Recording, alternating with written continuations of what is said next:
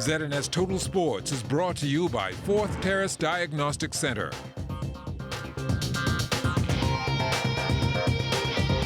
Welcome to sports, everybody. After a brief break, Team Bahamas back in action today at the Pan Am Games in Peru. Track and field and swimming getting underway. We'll start off with swimming. Laura Morley in the women's 100 breaststroke. She was fourth in her heat, 1:11.28, good enough to get her into the B final tonight. Tyler Russell also in the 100 breaststroke. He was eighth in his heat, 1:07.67, and did not advance.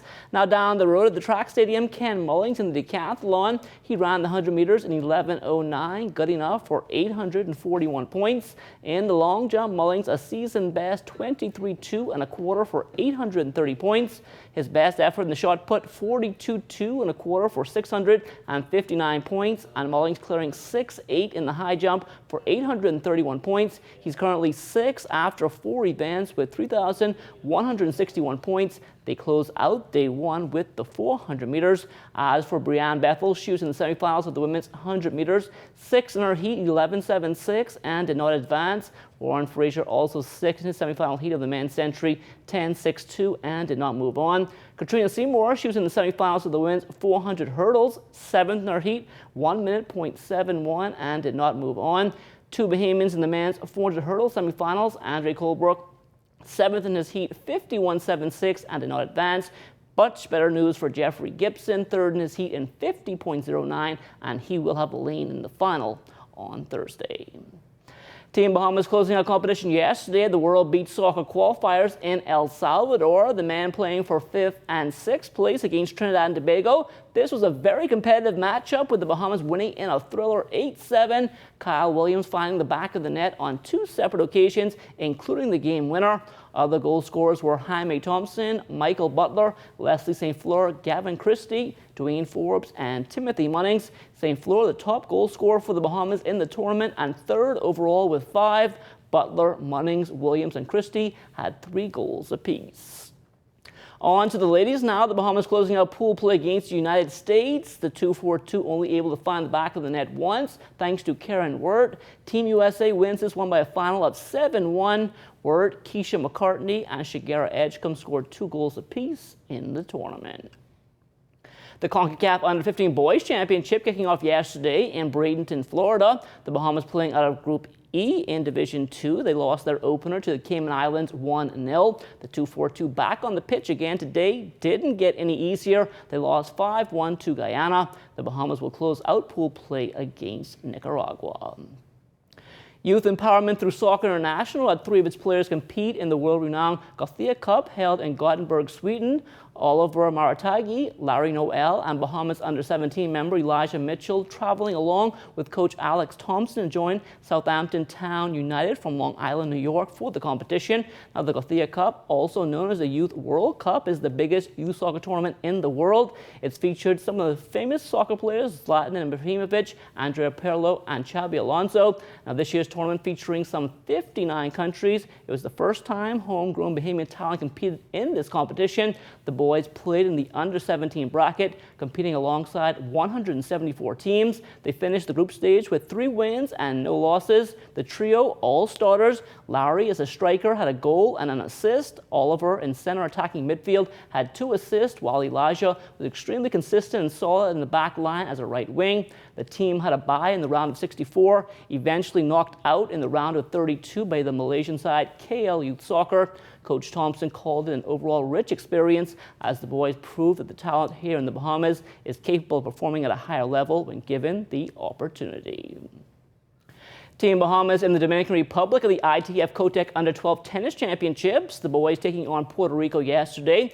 Gerald Carroll opening up with a win over Ivan Arenas, 6-3-3. Jackson McTaggart, he fell in the other singles match to Lester Marin, 6-2-4. That meant the team win came down to doubles. Kai Reese teaming with McTaggart. They would fall 6-2-2. Now the trio back on the court today against Cuba. Carroll picking right back up where he left off yesterday. He won 6-2-2. McTaggart securing the team win, winning 6-3-1. In doubles, Reese and Carroll completing the sweep. They won an exciting 3-setter, 7-5, 2-6, and 10-4.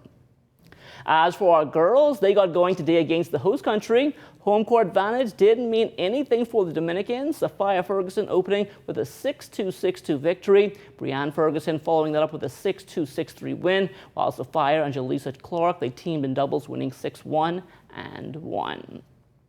The 27th A.I.D. Clay Court Tennis Championships, they are August 10th through the 24th at the Gym Tennis Club in Winton Meadows. Marcia Jones recently presented the club's acting president, Valerie Reese, with a check on behalf of A.I.D. The A.I.D, as it's called, is the most popular event on the local tennis calendar, and it is sanctioned by the Bahamas Lawn Tennis Association for the awarding of national ranking points in each of the 10 categories: men's and women's open singles and doubles, men's and women's junior vets, singles and doubles, and mixed doubles. Additionally, boys and girls under 14 singles will be held for the younger tennis stars.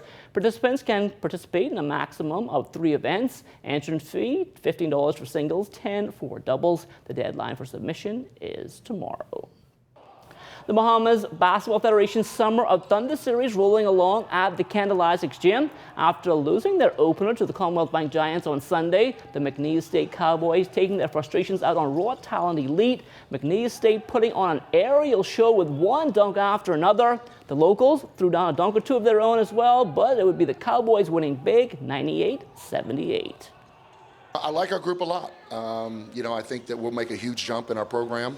This is my second year as a head coach at McNeese, and we obviously inherited a program that hasn't been very good for a long time, but I think that last year we made a little bit of a step forward, and I think this year I'm looking for us to make a huge step forward, and I like our guys a lot, and we'll learn a lot about ourselves here in the next 3 games.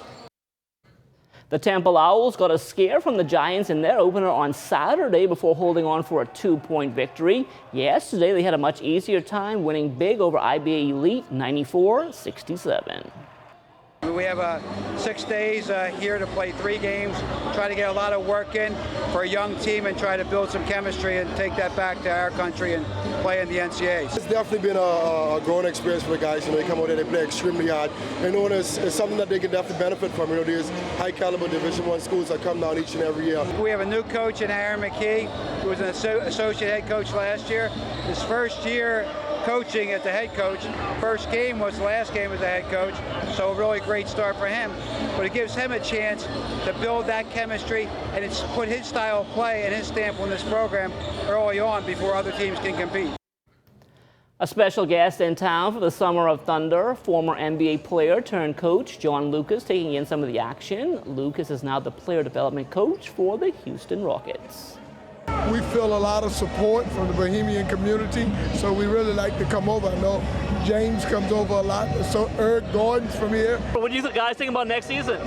We can't wait to get started. We're hopefully to have a very good team. We're excited about Russell Westbrook and the addition of him. We really hated losing Chris Paul, but to get something, you have to give up something. The opening ceremony held last night for the 11th annual Bahamas Tropical Shootout basketball tournament. Over 30 teams in competition featuring some of the best high school players, both boys and girls, from the 242 and the United States. Games being played between A.F. Adderley, Donald Davis, and Loyola Hall, with the championship set for Thursday. Former Harlem Globetrotter John Williams in town as one of the visiting coaches. We had 13-hour boot camps this weekend just to prepare for this. Got a bunch of kids that have never really met each other, and so we have to cram to get them ready to compete against some really solid competition here in the Bahamas. We had 2-a-days, 3-a-days as far as skill training and sessions. Then we had practices. We had 2 practices.